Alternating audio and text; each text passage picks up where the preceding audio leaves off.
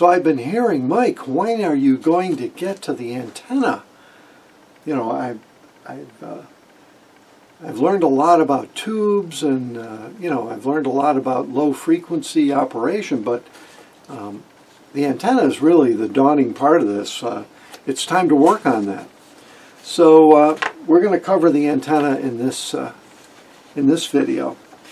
I want to introduce a instrument that I'm going to be using out at the antenna, because I don't want to drag a whole transmitter out there. I don't want to be running back and forth between the shack and the antenna doing SWR checks. And this is that swooper thing that I made for the loop antennas. This is not a new idea. Basically, you have a little generator or a QRP rig that operates at the low frequency, the 630 meters, and you have a little bridge and a meter. This is kind of the idea. Let's look at this. Basically, you have a bridge, and when you have 50 ohms at all 4 places, it will read 0 or 1 to 1. And then as the impedance changes at this port, the SWR will go up. This could be any complex impedance. It could be resistive, capacitive, or inductive here. So that's the basic circuit. Now, this guy in Germany came up with a very clever implementation of the circuit, DL2LUX, and there's been several people that have built little boxes like this, and there's information on the internet on how to build them, but it's just a handy little thing to have when you don't want to be dragging around equipment. Now, of course, the guys that have the network analyzer and the handheld units are laughing at this, but this is a cute little unit that's not going to cost you much money. It's something you can build very easily on your own. So, again, we're going to handle the antenna in this section, and I think it's going to be exciting because I call it the Quickie antenna, because I made up my mind I was going to put up a 630 meter antenna in one day, and I actually made contacts on it that night. So what's the hardest thing about any antenna project? Deciding you're going to do it and starting the project.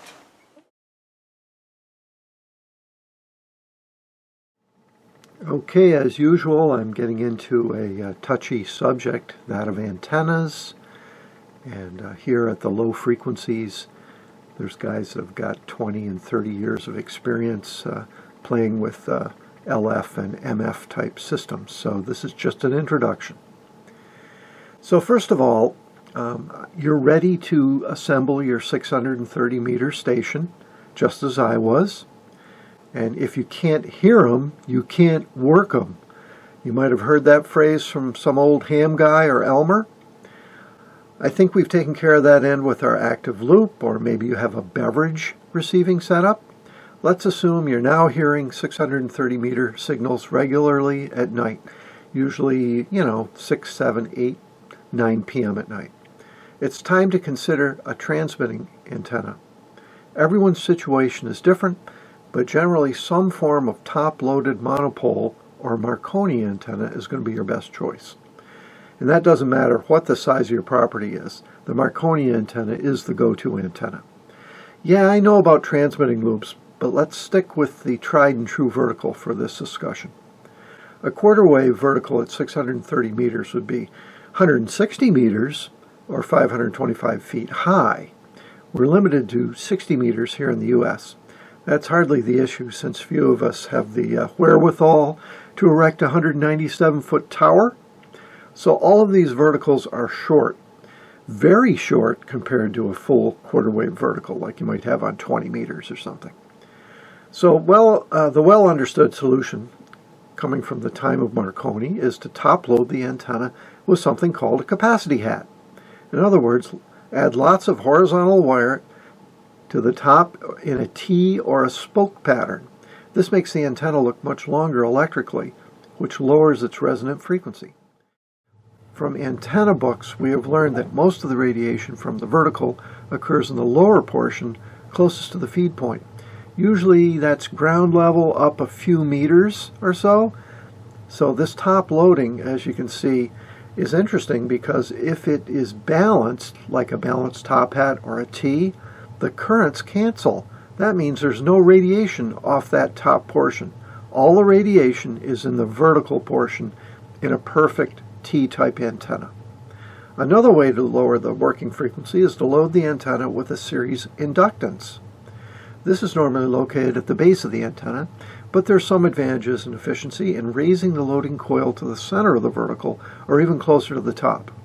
Generally, capacitive top loading and inductive base loading are the preferred method at 630 and 2200 meters. Can center loading give any advantage?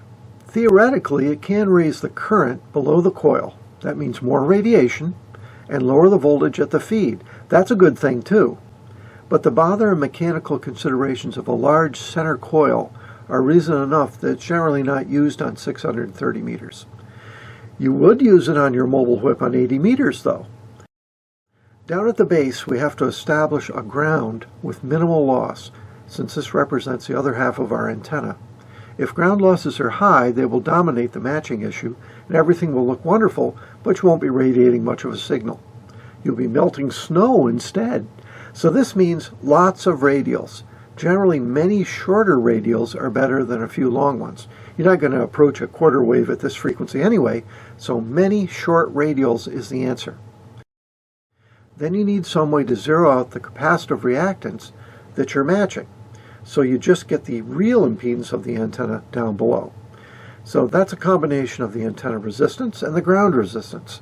This calls for a big inductance and a matching method to get the resulting real number up or down to 50 ohms for our coax.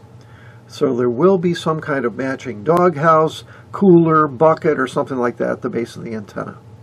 All of this together means that efficiencies will range from a fraction of a percent to perhaps 10% for the average station.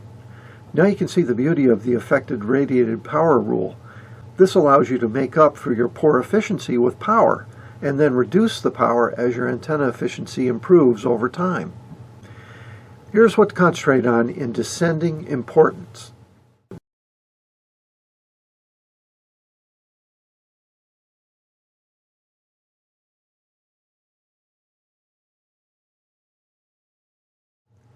So what did I decide to do?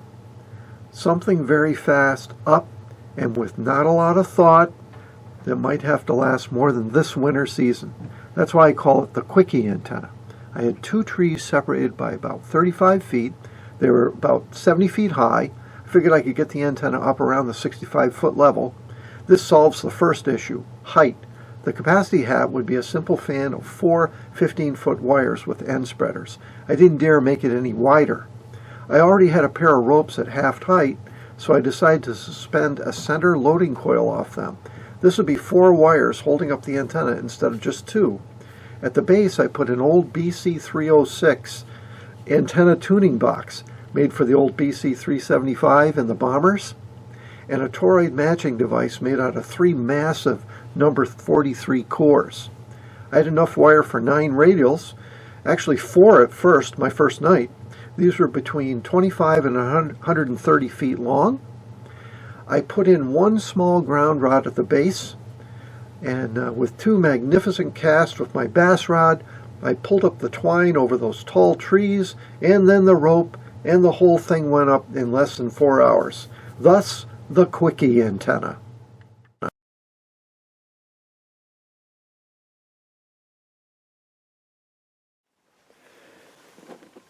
So after chasing the tapped winding with the untapped winding, we have a pretty good multi-tap transformer, and I'm just counting, and it looks like there are indeed 3 huge number 43 cores that have been glued together and wrapped with high temperature tape, and that's just something surplus I found at a ham fest. Somebody probably made a ballon out of it or something. Something to handle full power, no doubt. But if this were type 77 material, I would expect you could use half the number of turns, because that's very high permeability stuff. But this with 3 cores, this is going to have quite a bit of permeability, so it should work fine at this frequency. Now, if you're nervous about arc over, there isn't as much high voltage at this point in the game because you're at such low impedances.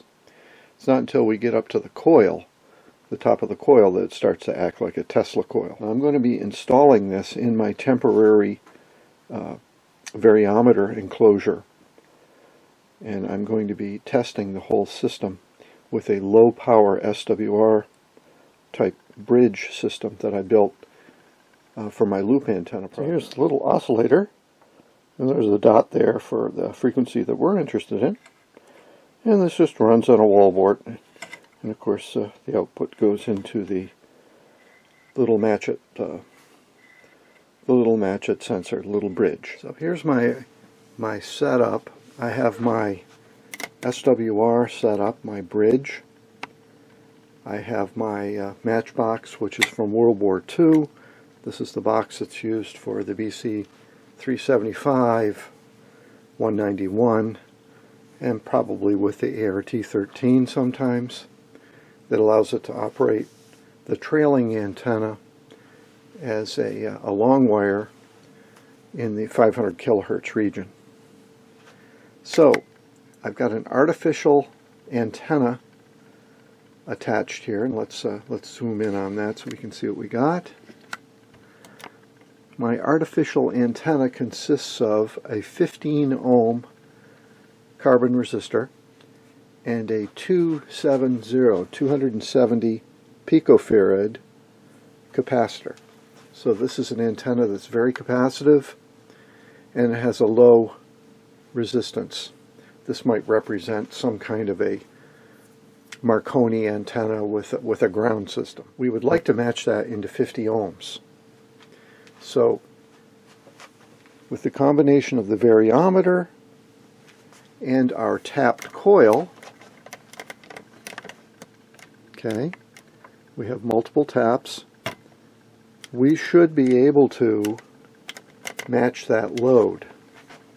Let's go back to our meter, zoom out. Hopefully we can see the meter. Let's put it here. Let's try this one. Ah. Ooh. Okay, so the variometer, what position am I on? It's position 3, right in the middle, and the variometer is at 35. This is now 37 ohms and a 270 puff. Let's look back at our meter. Ah. Just about a perfect match. So for 37 ohms, the coil is fine as is. I'm only down 1, 2, 3, 4. I'm down 4 turns. So as far as the real part goes, we're going to have no trouble, you know, with higher impedance. Okay, I've got 470 picofarads, and our 37 ohms. Let's see if we can resonate that. It's not. Okay. Oh, I'm at the end. Let's try a different tap. Have to go down to the bottom. Wrong way, maybe. Oh, there we go. Nice. Okay, this is position 2, and around 60 on the variometer. So that we're matching that nicely. Let's try a couple other values, and this will be at, I've got 150 puff, or 150 ohm resistor, and a 220. Let's try that one next. Okay, this is 150 ohms and a 220 puff. I'm back to position 3 again. Can't get a good match. So let's try a different tap. Getting better, better. So this guy's going just the opposite.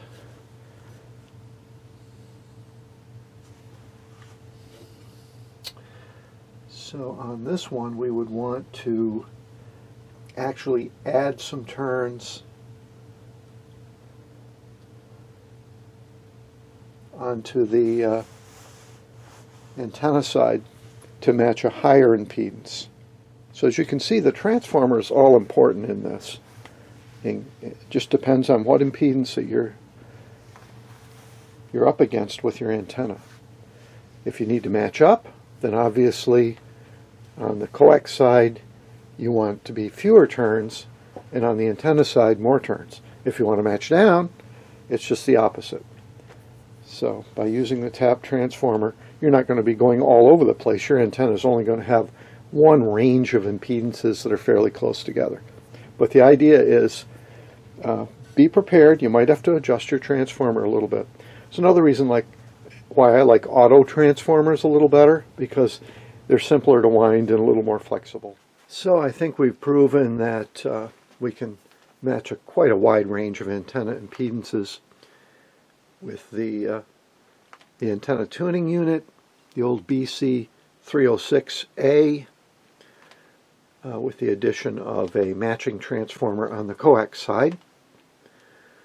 And we've handled from basically 470 picofarads down to a little over 100 I've tested, and resistances as low as 22 ohms up to 150 ohms. So I'm sure it can match wider impedances than that, but I just basically wanted to bench test it. I'm pretty satisfied that whatever antenna I get up in the air for testing, this thing's going to be able to handle. Now, is this a permanent solution? No, it's more of a test instrument. Once I'm finished, you would replace the variometer with a high Q, high power coil. So my message is, even though this is a very nice variometer setup, beautiful build, this wire is very light, and this was meant to match an antenna in an aircraft. It's not designed for high efficiency operation. So I wanted to kind of relieve the stress off the tuner box by putting a coil above it. Now this can be put just above the box, and of course that's going to help with the high voltage on top of the box, but I thought I would sneak it up the wire a little bit and maybe make it into kind of a center loading idea. And that's going to take some of the stress off the box and lower the voltage at these terminals. Will it do anything for the efficiency? Well, theoretically it will, but most people don't use a center loading system. They depend on top loading with capacitance with the 630 meter and the 2200 meter antennas. Anyway, this is about 65 turns on 2-inch PVC. It's almost exactly 100 microhenries. Okay, time to erect the antenna for 630 meters. This is the approximate location where I'm going to have the feed. I'll just have some radials laying on the ground. As we move up the wire, you can see that there is a loading coil. This loading coil is going to be suspended in the air probably 25 feet or so. So it's not really center loading, but certainly not top loading either. This is to take some of the stress off the coil at the bottom, more than it is to improve efficiency, but it is 100 microhenries. As we look up, I do not have the antenna completely up yet, but I have a modest, kind of a modest fan dipole affair, it looks like. So as you can see, this fan is about 30 feet across, and that's going to represent top loading on this wire. Top loading on the wire, and now I have a 30-foot wire down to the coil. Next, let's pull this thing up and see where the coil lands. Wow. That thing is up there now. It must at least be up at 60 feet.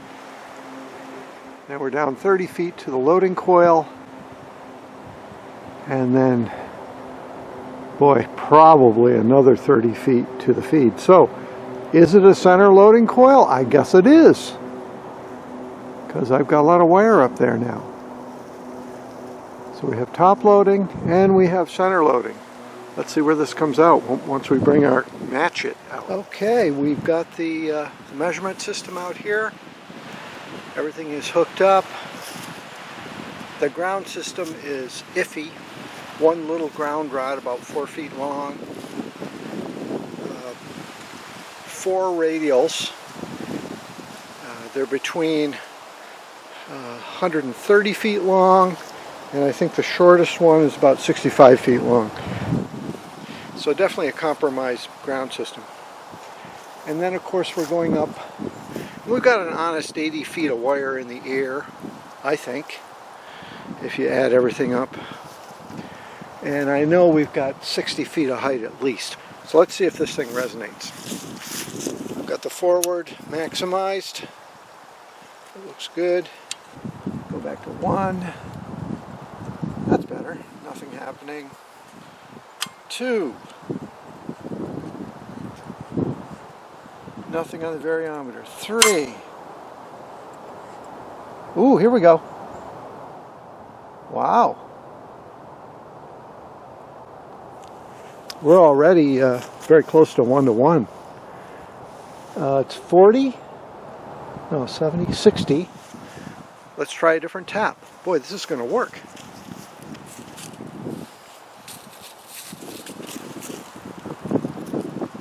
Ooh.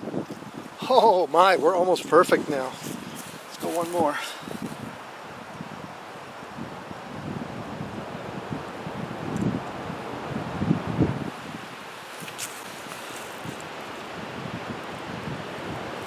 Okay, like that other tap. We have got it, my friends. Okay, it's not actually that different. It's 3 and 60. It's really not that different from some of my simulated loads I started with. Let's see what tap I'm on.